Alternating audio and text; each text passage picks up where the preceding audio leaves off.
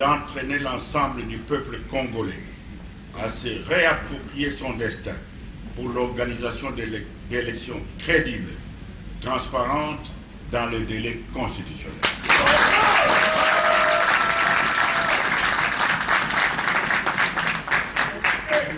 Nous lançons donc ce jour un appel solennel à toutes les forces politiques et morales portées par les valeurs démocratiques et républicaines à se joindre à nous pour garantir à notre peuple et à notre pays une perspective d'avenir plus heureuse et plus féconde.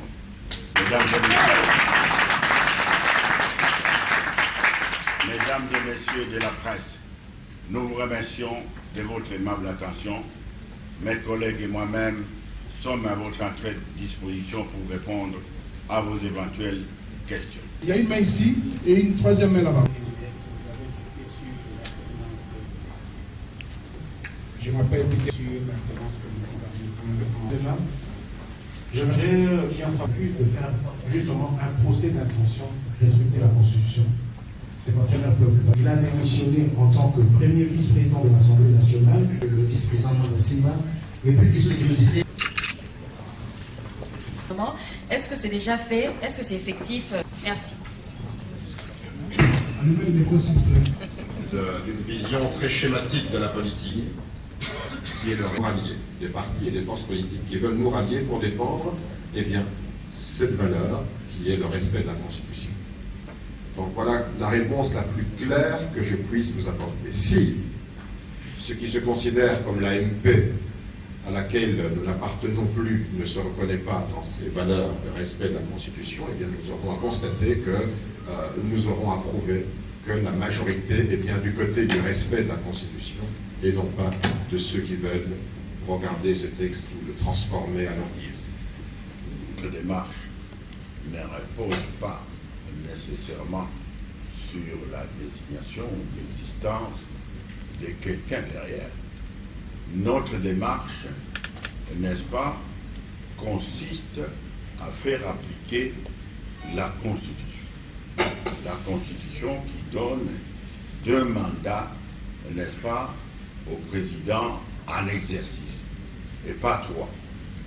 Par conséquent, notre démarche consistait, c'est dit dans notre texte du reste, c'est que il y ait un débat au sein de la majorité présidentielle, de telle sorte qu'ensemble, nous puissions d'abord trouver les mécanismes appropriés pour désigner, n'est-ce pas, procéder à la désignation des candidats potentiels, tout au moins, en tout cas, arriver à ce que le successeur soit quelqu'un qui puisse rassurer le peuple quant à la paix et à la stabilité du pays.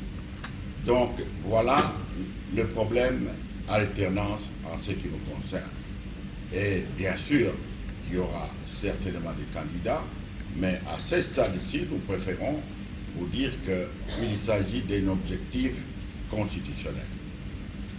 Et j'aimerais en profiter pour parler de ce qui est quelqu'un, je crois que c'est la prospérité, qui dit que, ou un autre, cette affaire de procès d'intention, parce que le président n'a jamais prononcé quoi que ce soit. Mais je pense que ceci, surtout de la part des journalistes, vous suivez des porte-paroles. Des porte-paroles de qui parlent. Et que ce porte-parole, tantôt, ils affirment qu'il n'y a pas 5 Congolais capables, n'est-ce pas, de diriger ce pays. Tantôt, ils vous disent que tant qu'il n'y a pas de nouveau président, eh bien, c'est celui qui est en place qui continue jusqu'à la passation de pouvoir. Donc, ça c'est le pouvoir. Et c'est des personnalités qui sont au centre du pouvoir. Et vous ne pouvez pas me dire que lorsqu'un porte-parole s'exprime, ça ne vient pas du pouvoir. Donc, il ne s'agit pas de procès d'intention. C'est pour ça que nous avons fait la démarche en souhaitant que le président de la République lui-même puisse gérer cette question en toute responsabilité. Alors, s'il y a une autre question, honorable président, en avril 2011, j'ai été élu premier vice-président de l'Assemblée nationale sur proposition de la majorité présidentielle et avec son soutien. Je tiens à l'en remercier. Le mercredi dernier, le bureau politique de la majorité présidentielle a décidé d'exclure de ses rangs mon parti, l'Union nationale démocrate fédéraliste UNADEF, au motif qu'il a adressé avec 6 autres formations membres de la même famille politique une lettre à son autorité morale, Monsieur le Président de la République, afin d'appeler sa meilleure attention sur l'exigence de respecter la Constitution de notre pays, en particulier dans l'organisation des prochaines élections. Tirant les conséquences de cette exclusion et décidé à poursuivre le combat de l'UNADEF pour le respect de la loi fondamentale de la République et le triomphe des valeurs de démocratie, ainsi que de concorde nationale, gage d'une paix civile durable dans notre pays et de sa stabilité. Je m'oblige à donner à la plénière de notre institution parlementaire ma démission de mes fonctions de premier vice-président de l'Assemblée nationale. Je vous serai gré de bien vouloir la lui soumettre.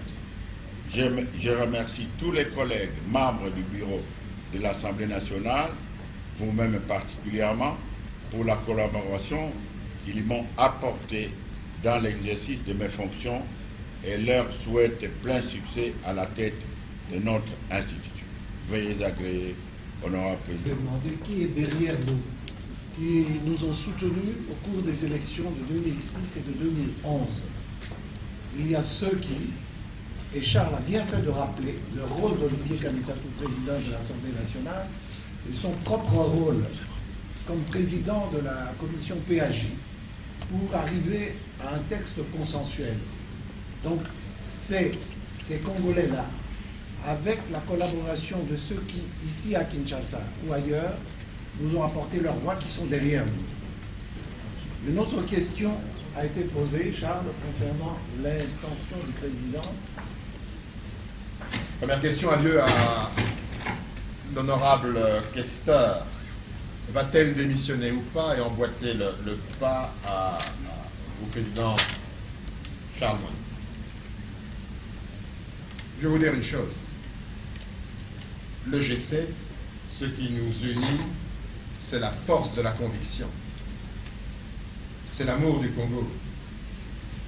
C'est cette volonté passionnée que nous avons de construire un grand pays. Non seulement pour nous, mais pour les générations futures. Un pays où on vit en paix.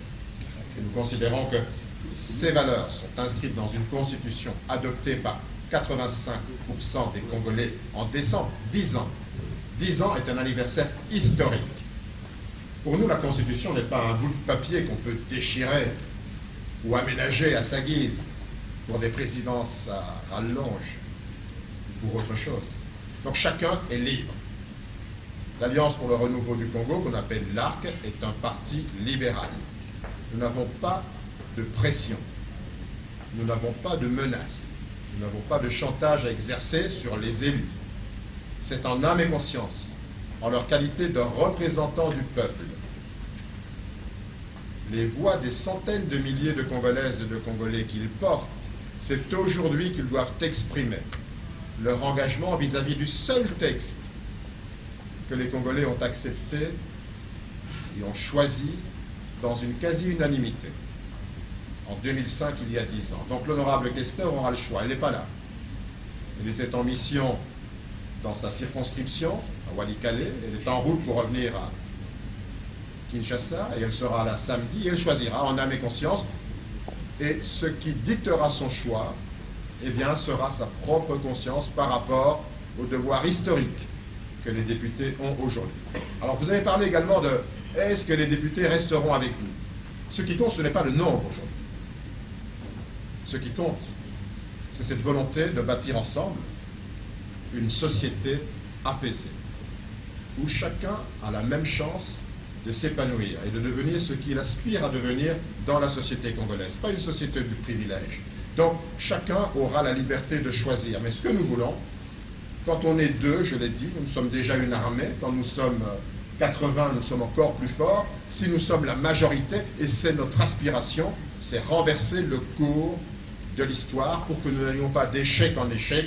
Il n'y a pas une fatalité sur le Congo de vivre d'échec en échec. Nous voulons rompre avec ça, et donc les députés de l'ARC seront chacun, en ce qui les concerne, en leur âme et conscience, invités à s'interroger sur leur engagement politique dans l'Alliance pour le renouveau du Congo. Mais d'emblée, le comité directeur et l'ensemble du parti soutient l'action qui est engagée à travers ma personne dans le G7.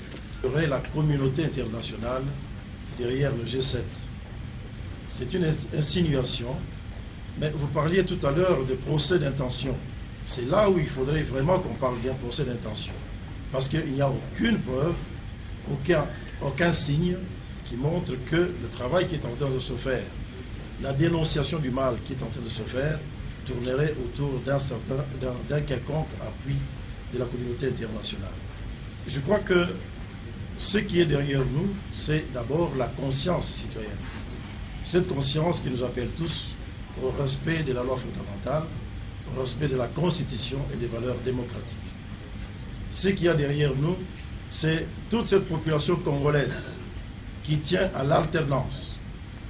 Ceux qui sont derrière nous, c'est tous ces autres partis politiques qui partagent les mêmes opinions que nous, mais qui n'ont peut-être pas encore eu le temps de s'exprimer ouvertement, mais qui sont là, une puissance silencieuse qui n'attend que son temps pour pouvoir s'exprimer. Et ceux qui sont derrière nous, c'est vous tous, la presse, vous qui êtes conscients de ce risque, de cette tendance vers la perdition, ce sabotage de la démocratie.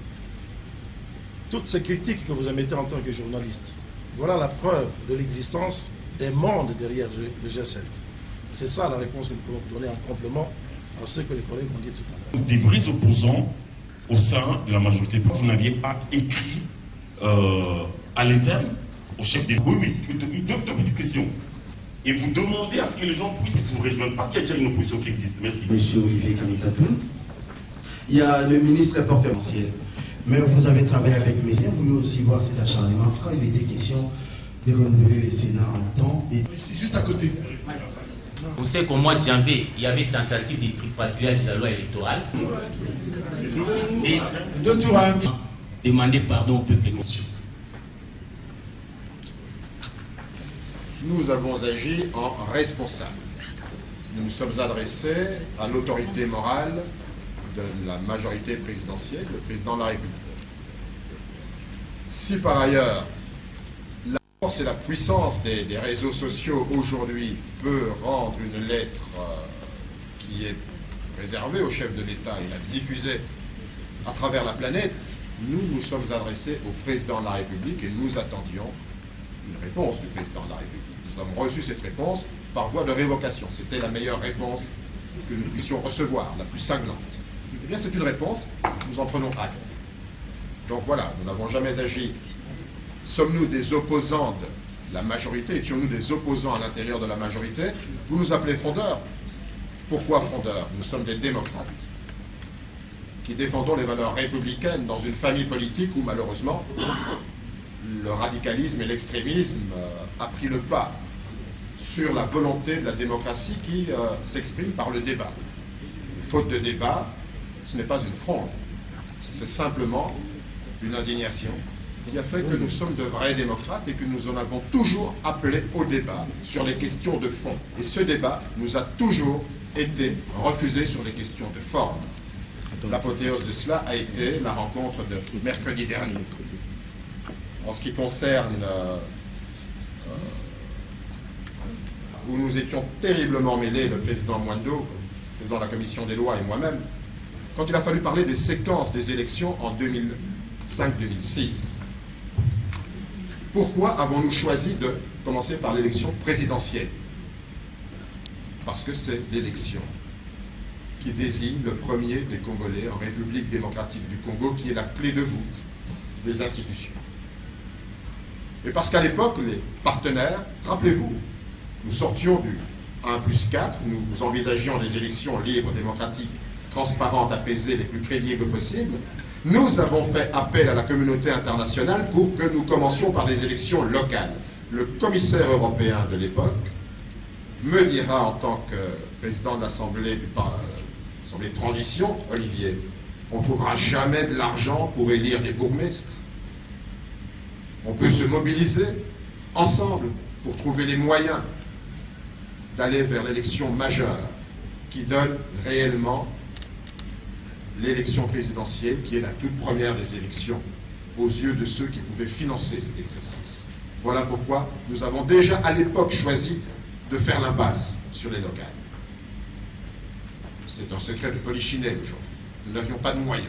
Et nous avons commencé par la première élection. Sans doute aurions dû commencer par la base, mais non, nous avons commencé par l'élection présidentielle, la législative et les provinciales ont suivi.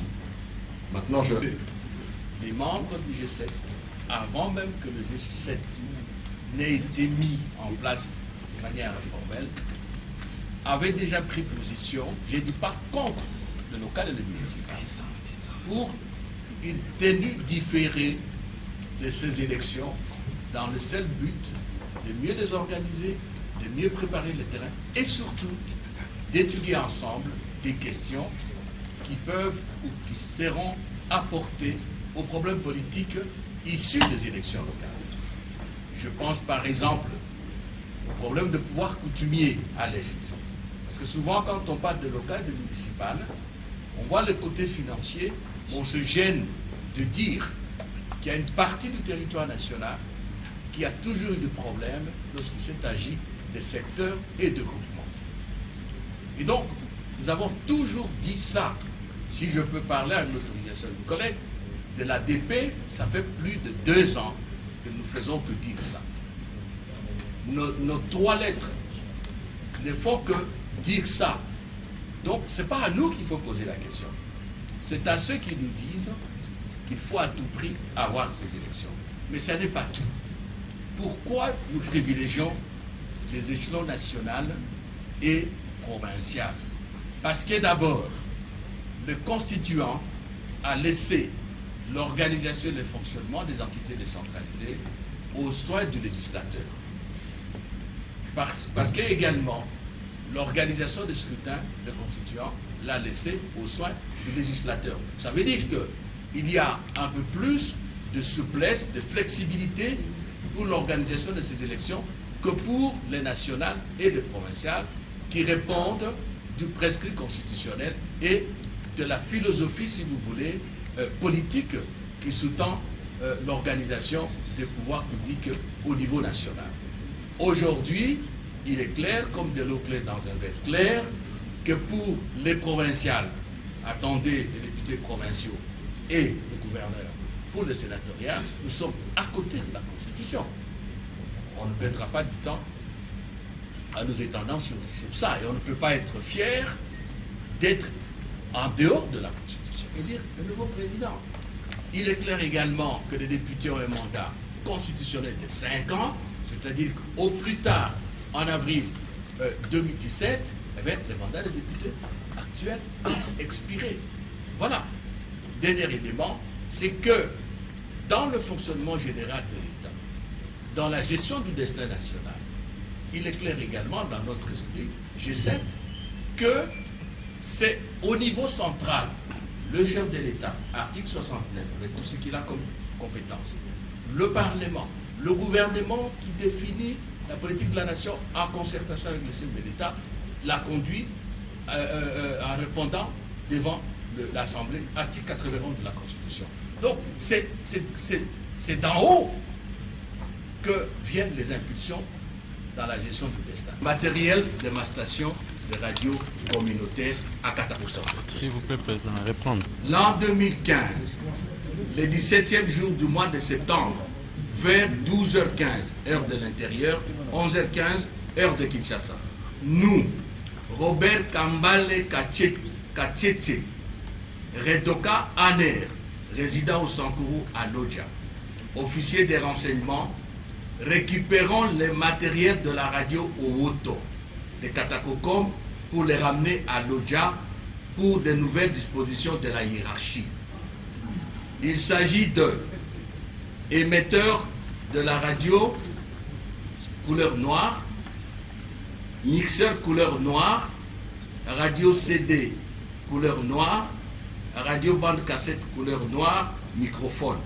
En foi de quoi nous signons le présent PV en présence de l'administrateur du territoire, commandant de police, directeur de programme radio, et ainsi de suite, public. Nous avons été exclus. On ne peut pas passer de l'exclusion à l'extorsion. Cela n'est pas possible. Qu'on me remette mes biens. Si on me demande de ne pas émettre, nous allons dire à ceux qui gèrent la radio communautaire de ne pas émettre. On ne peut pas arracher un membre du G7. C'est bien comme ça, voilà. Je voulais... Merci, nous n'avons pas, dans certains points, nous n'avons pas la même approche. Notamment en ce qui concerne le problème d'un dialogue pour le réaménagement du calendrier électoral. Nous sommes pour que le dialogue se fasse rapidement, mais sur des points précis qui ne sortent pas de la Constitution, particulièrement le réaménagement du calendrier électoral, n'est-ce pas, l'enrôlement de nouveaux majeurs. Tous ces éléments-là sont essentiels. Vous sentirez qu'un exemple. Et par ailleurs, je crois que nous sommes sortis, enfin, si nous pouvons parler des sorties, en tout cas nous avons été éjectés pour des raisons de courage, et que nous entendons affirmer notre trajectoire qui est de défendre, n'est-ce pas, de défendre les valeurs démocratiques, selon que nous allons les décrire dans notre charte.